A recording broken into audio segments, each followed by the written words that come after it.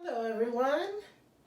Thank you for joining me as we do one of your faves, Snickerdoodle cookies.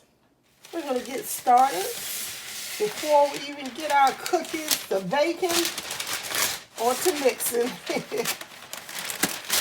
we're going to start off with a pan, and I'm just going to line it with a sheet of parchment paper.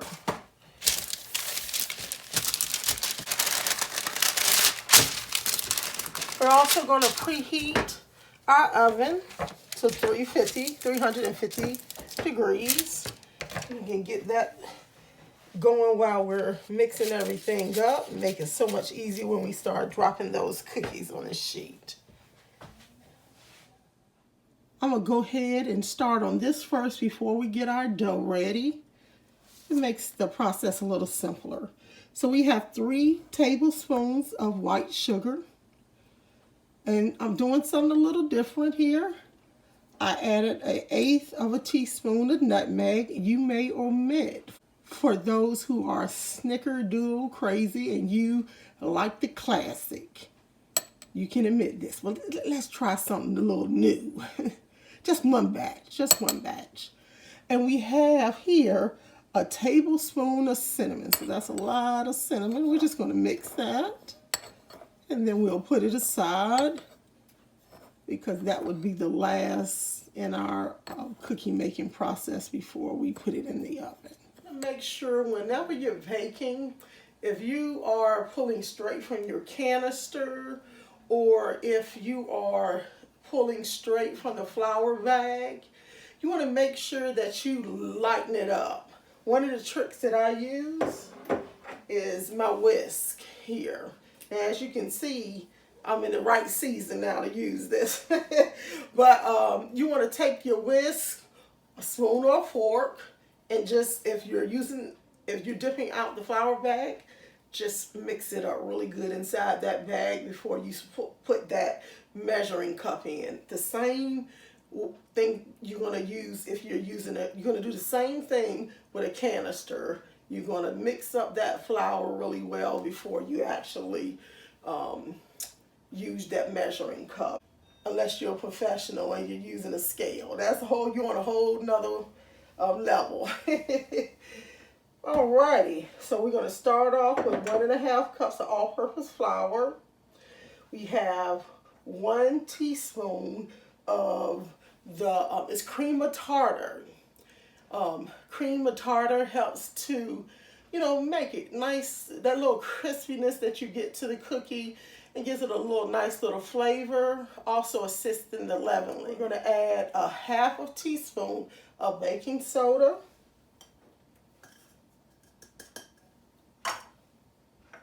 And 1/4 teaspoon of salt. This is table salt.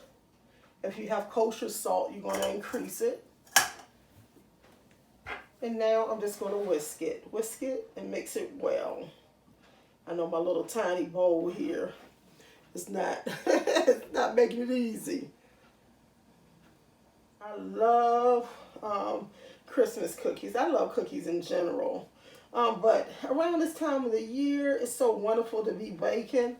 Now, if you're watching, my best friend, I know that she's thinking right now, I'm right up her alley because she's a baker. She's a serious baker. I love to bake, but she loves to bake. So don't be critiquing me, okay? Don't be critiquing me. So I'm going to mix this up and I'm going to put it aside.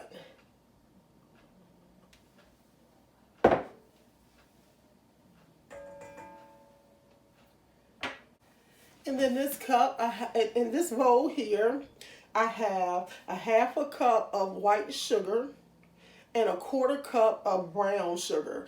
Remember to pack that brown sugar into that cup so you can get the right ratio. And if you don't have the brown sugar, that's fine. Traditionally, you would probably just use all white sugar. If that's the case, it'll be 3/4 cup of white sugar. And I'm going to set this aside because I'm going to actually start the creaming process. In this bowl here, I have 1 1 1/4 stick or one and almost a half stick, I guess, of softened butter. I'm gonna get started with using my stand mixer. If you don't have one, that's fine. This can be done with any, like a hand mixer. It can be done by hand. As many times I've creamed butter and sugar by hand. May take a little longer, but it'll get the job done. So we're gonna start off with softened butter. Now we want it not so much room temperature where it's really soft, just enough so it still has a little give underneath. And I don't know if you can see this. Let me see if I can get it close to the camera so you can just see the indentation. Before I put this mixer on, because I know you will not be able to hear me, we're going to cream this butter until it's nice and fluffy. We're also going to be incorporating the sugars into it as well. So I'm going to cut it on and get it started.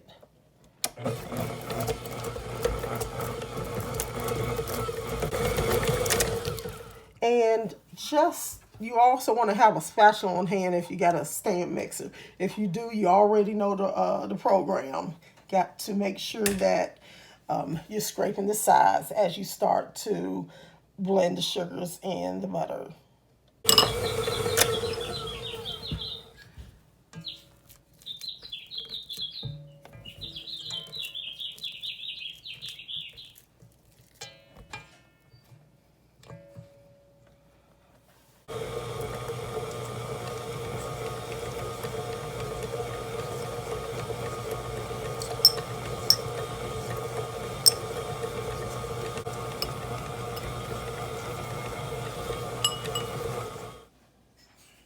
And our next step in this process is to add a room temperature egg, just one large.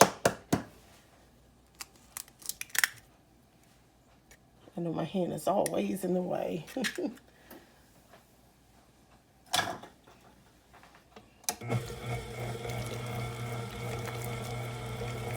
This really doesn't take a lot of time at all.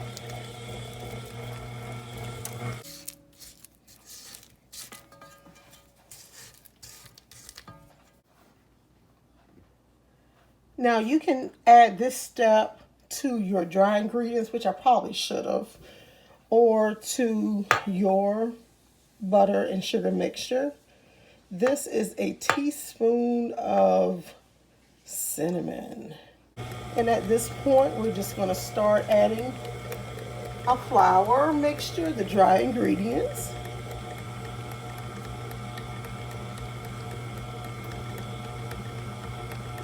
Just slowly. Oops. I'm just going to scrape down just a little. It's already making a nice dough. You don't have to chill this. I mean, you can if you would like. It'll make a puffier cookie if you chill it. I'm going to roll it into a ball now and cook it right away. This is great if you can freeze the actual cookie, or you can freeze the dough ball. I'm going to use an ice cream scoop. You can use a spoon. I guess the point is just to be able to make them a consistent size, so when you cook them, they're going to all cook at the same time.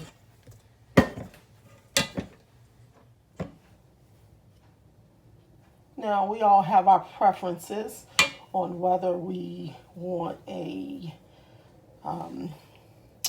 nice flat crispy cookie, or whether we want a nice soft fluffy cookie. If you put this in a refrigerator for the next day, it's going to puff up. It's going to be more of a puffy cookie. If you freeze it, it's going to be the same thing. It's going to be more of a puffy cookie. I will be taking a few of these, and I'm going to do as you see me doing now, just dipping it in the mixture. And I'm actually going to freeze the dough balls just as you see them now. I'll put them on a plate because I can't get a cookie sheet in my freezer, and I'll put them on a plate. Until they get solid, and then I will transfer them into a freezer bag. And you want them about 2 inches apart. I'm only going to make a few today. Maybe I'll make about 6. You're going to bake them at 350 degrees, roughly about 8 minutes, 8 to 10 minutes, depending on the size of your cookie. You want the center to still be soft if you want a soft, chewy cookie. But by all means, you can cook them. They'll be a little drier and harder if you like that type of texture. And I am done. This is going into the oven. This is a really big cookie sheet for just 6 dough balls, huh? We don't have to flatten them because it's fresh. We did not put it in the refrigerator, so we can just put them in now.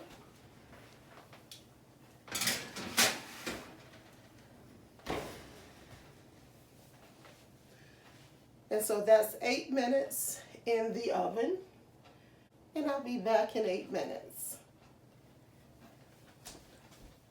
So in the meantime, I'm going to prepare my cookie dough for the freezer. It's so wonderful to have fresh cookies to put out for your guests or your family, or even if you just want some nice freshly baked cookies.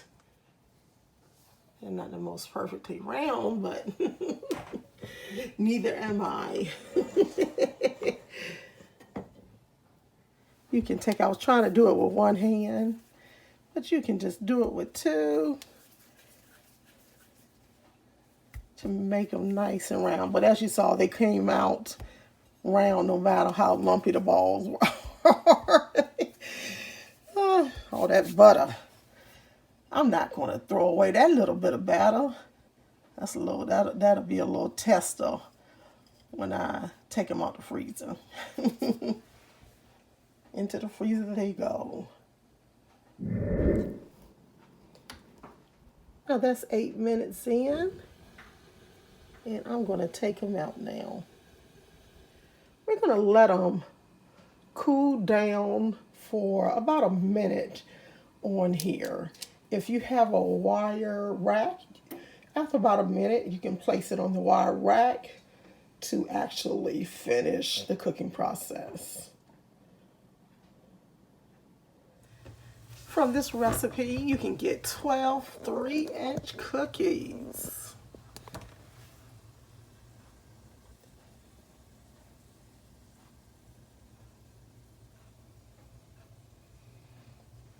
Give it a try. Let me know how you like them. And if you have any special little snickerdoodle tricks. Thank you for joining me today as we start off our holiday festivities in the kitchen. Hopefully there's more to come. And if you haven't already, go ahead and press on that notification bell so that you'll be informed when a new recipe or video comes out. See you next time. Have a great day. Bye-bye.